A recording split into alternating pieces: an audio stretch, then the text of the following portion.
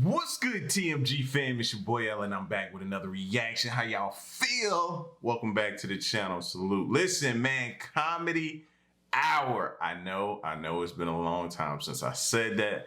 So, yep. Go ahead. Throw the shots. All right, I got it.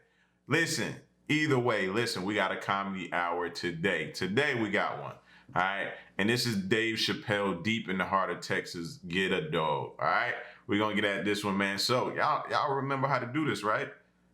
Sit back, ladies, let your hair down, fellas. Kick back, relax, pour you up something nice, and enjoy these laughs, man. That's what comedy hour does, man. Here we go.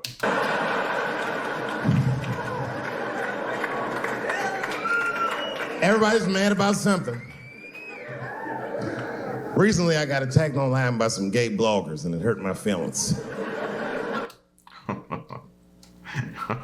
What?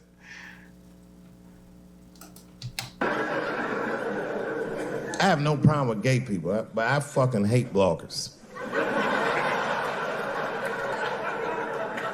I'm not saying it because this person was gay. They was acting like a bitch online. They was like mischaracterizing my jokes, trying to make a point off of me. When it's like, yo, I'm your ally, motherfucker. I'm not trying to stop gay people. I got better shit to do. This motherfucker was saying things to try to get gay people to beat me up. Seriously, he was like, Dave Chappelle's jokes. I don't know how he actually talks. I'm just making his voice up. Dave Chappelle's jokes were an affront to the manhood of all gay men. What the fuck does that mean? I didn't say anything that would allude to gay men not being men. I know you're men. In fact, what could be manlier than fucking another guy in the ass? It's the most gangster shit I've ever heard of in my life. I told you I'm not cut out for that. I'm a pussy. You know what I said? That's all I said. First of all, I'll tell you right now what I said. And I will tell you that this was not a joke. It's a true story. And I just happened to tell it. All right, what happened was I went to a gallery party, all right? I don't know who in here has ever been rich before, but these are very nice parties. Wine and cheese and ball of conversation. And there was a few eccentric types, one of which was a very wealthy man that happened to be wearing a dress. I don't know what you call man. This is a tranny or a drag queen, perhaps. Whatever it was definitely a man. And this man was definitely on drugs. I don't know what kind of drugs he's on, but I knew he had too much. He didn't look good. It's like this, he's like, he looked sick. And all his friends were standing around him, concerned, trying to revive him. I don't know what they looked like, some kind of gay CPR. There was fanning and shit.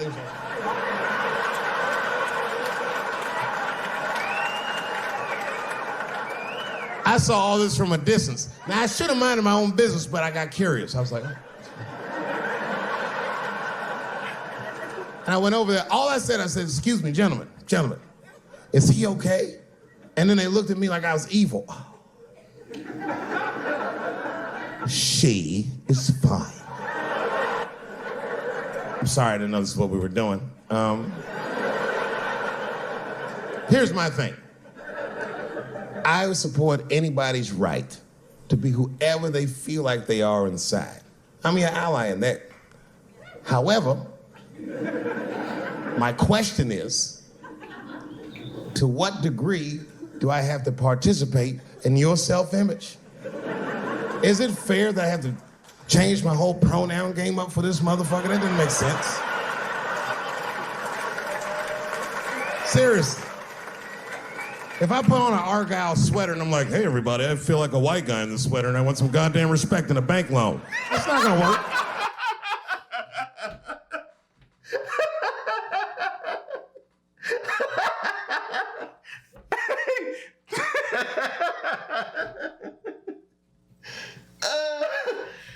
Oh, man. Hold up, bro. Hold up. Take that back. Oh, yo, this Dave Chappelle is a nutcase, man. I didn't see that coming. Hold on. Seriously. If I put on an Argyle sweater and I'm like, hey, everybody, I feel like a white guy in this sweater and I want some goddamn respect and a bank loan. That's not gonna work. Give a fuck how I feel. Why should I give a fuck how you feel? Nigger is a pronoun. But there was no time for philosophical debate. This was an emergency situation. I said, fine. Sorry, guys. I was just worried because she looks terrible. She just fell off the bench. Appears that her dick is popping out of her dress. You mind if I call an ambulance, champ? I'd rather not be at a party where a tranny ODs. There's too many questions to answer.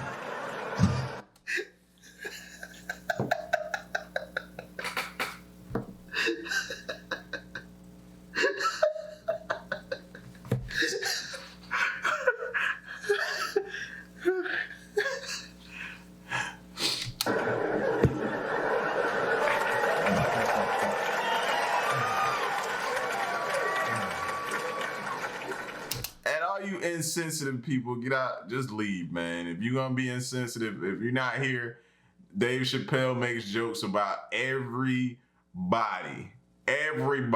So if you ain't here being insensitive, man, and taking offense to it when you shouldn't, just leave. I probably should have said that in the beginning, but I had no idea what I was getting myself into. This reads, deep in the heart of Texas, get a dog. How did I know? Didn't know. But anyway. Okay, I've been through this before. I had a friend from high school. Now, in high school, this guy was a thug, Will, right? He was a fucking dope boy. He did it all. He's a wild dude. People used to be very scared of him. And then after high school, word on the street was he'd come out the closet. I personally didn't believe it. I bring him up because last year, he calls me out of the blue like, yo, what's up, man? I got your number from so-and-so, and I heard you're gonna be in New York doing a show. Could I get some tickets? I was like, fuck yeah, get some tickets, man. How you been? He said, well, we'll catch up at the show, man, but yo, I appreciate it. I'll see you soon. I said, all right, man, take care. And I was about to hang up, and I couldn't resist. I was just like, hey, nigga, I heard you was gay. What's going on with that?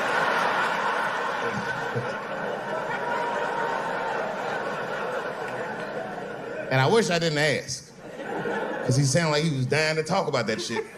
And he had a long story about it. And it's not that I didn't care, but I was, I don't like talking on the phone. I was watching TV at the same time.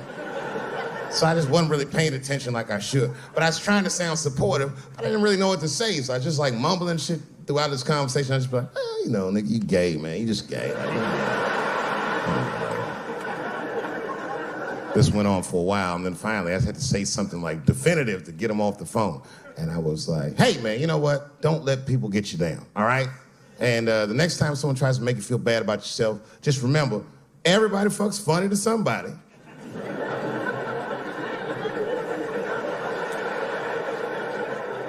He didn't like that shit. He's like, what the fuck does that mean? I said, huh? He said, you saying I fuck funny, motherfucker? I said, no, that's not what I'm saying. I'm saying everybody's different. He said, you ain't say different, nigga. You say it funny. What's so fucking funny about the way I fuck? And I said, hey, man, I fuck feet. He said, what? Oh, this is not a joke, ladies and gentlemen. I get women to squeeze their feet together like this, and I fuck them right in that little space in their feet. But you can't.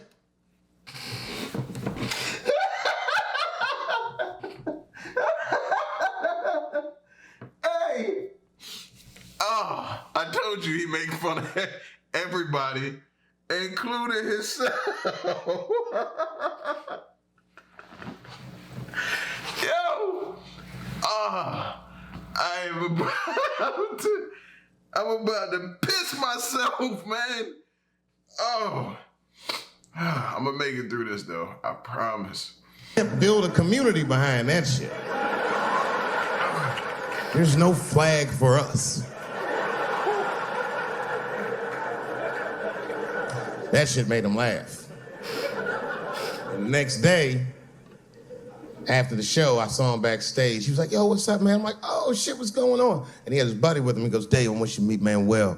Manuel's my fiance. We're in New York getting married because it's legal here. I said, well, gracias. And he went to go get some drinks. And then my buddy looked at me. He was like, so, Dave, what do you think? And I started mumbling again. You gay, nigga, just gay. He said, yeah, I'm a little nervous about getting married, man. It's a big step. I said, yeah, it is. It's a big step. He said, well, you've been married for a while. You got any advice for us? No, I'm married to a woman. Sorry about that. And they corrected me. He said, no, you married the person that you love. So it's essentially the same. I said, you know, man, the problem with that statement is that it makes the assumption that I love her. But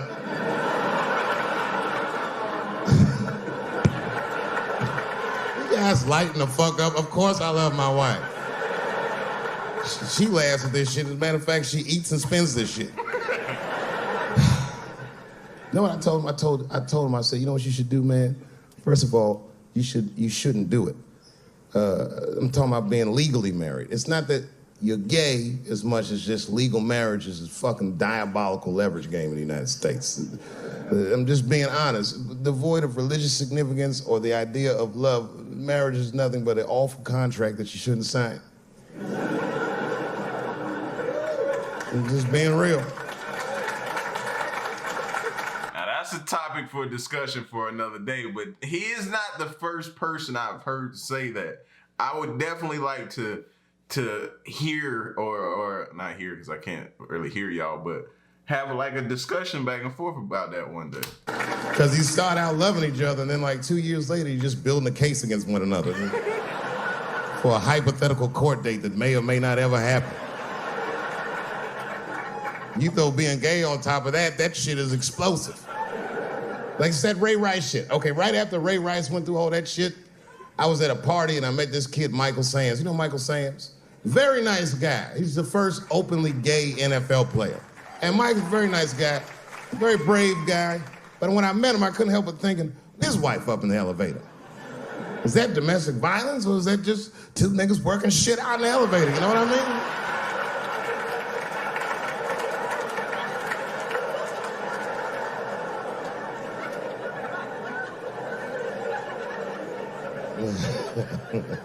Anyway, I give all married men the same advice, gay or straight.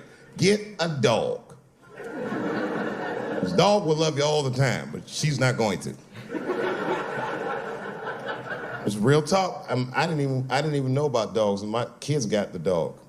They brought him home from the shelter, and I didn't even want him. They're like, "Can we keep him?" I said, "Nope." I said, "Where'd you even get this dog?" They're like, "We got him from the shelter." I was like, "Ugh." Probably something wrong with him. You can't keep him. And then my kids started crying and screaming like the dog had gambling debts. Please, Dad, if you don't let us keep him...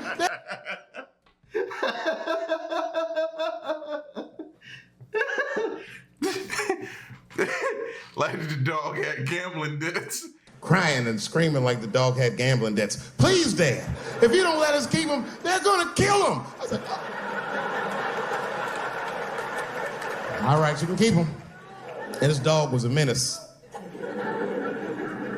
I hated his guts.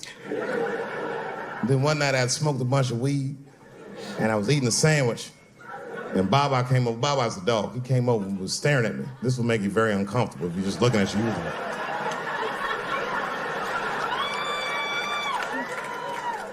I had to give him a piece of my sandwich so he'd go away, and that's how we became friends.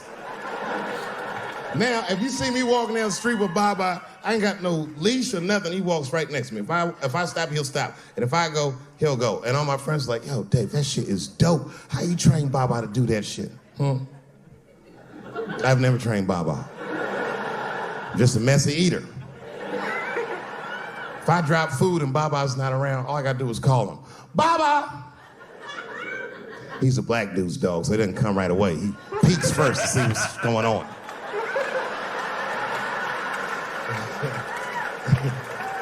I gotta tap my foot so he can see the food. Over here, little buddy. And he's like, thanks, Dave. He'll come get it and run off. But he knows all my habits. Like if he smells weed in the house, he'll be like, nah, this motherfucker's about to eat. And he'll just come running. Oh,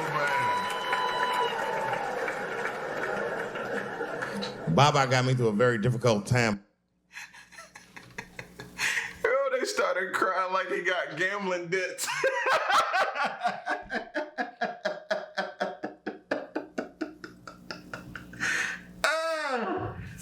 Oh man, they started crying like he got gambling debts, bro. Yo, man, I'm done for the day, fam. Y'all get at me in the comment section. Let me know what y'all think. Leave a like, share the video, subscribe, and stick around and stay tuned till the next reaction of my piece, man. Y'all stay solid. Hey.